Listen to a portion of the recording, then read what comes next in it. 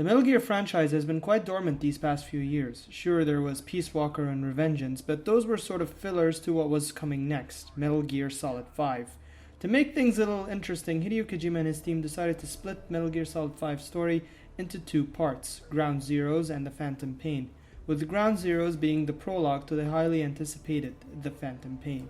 The game starts off with Snake infiltrating a US-Cuban base to find and rescue two of his comrades who seem to have been imprisoned by a mercenary group known as XOF. Mind you, these comrades are never introduced properly and instead need to be learned about by playing Peace Walker or by reading the game's summary text. Speaking of text, there is a lot of it, and the info is rapidly thrown towards the player. If you're not familiar with the MGS universe, you will be confused as to who or what is going on. After completing the mission, you are whisked away to your home base where something happens and that's it.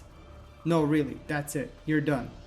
I managed to complete the main story mission in about an hour. This includes cutscenes and the lengthy credits followed by the Phantom Pain promo trailer. In fact, the end credits and the Phantom Pain trailer alone managed to take about a quarter of my playthrough. After beating the game, you unlock 5 extra side-up missions which serve more of a distraction and add very little to the experience. There is no open world exploration, just 5 boring missions with 1 story mission, all of which end too quickly. Sure, one can argue and say the game's length can be expanded by collecting items or playing the game on different difficulty levels, but that's like collecting all the coins in Mario 64 to make the game 20 hours long. It's not an excuse for increasing the game's length. To put it bluntly, this game is a ripoff. Prologue is a very interesting word to choose for this $30 title, but no matter what you call it, I simply would label this as a ripoff and nothing else. There's so little to do that oftentimes this feels more like a tech demo than anything else. Even from a presentation point of view, the game sort of stumbles in some areas. The music and sound effects are great, but things like dodgy voice acting doesn't really set the mood right. Especially Skullface and Snake's new voice, I didn't really like them.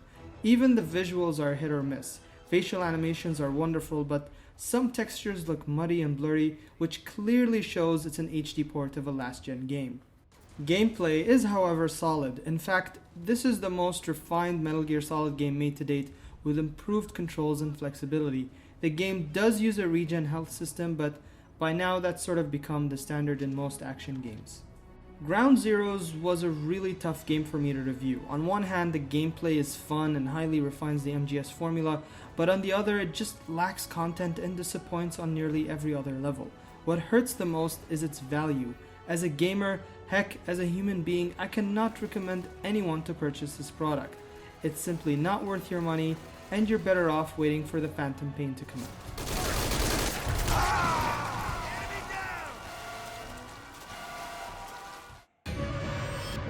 Boss, what happened? Boss!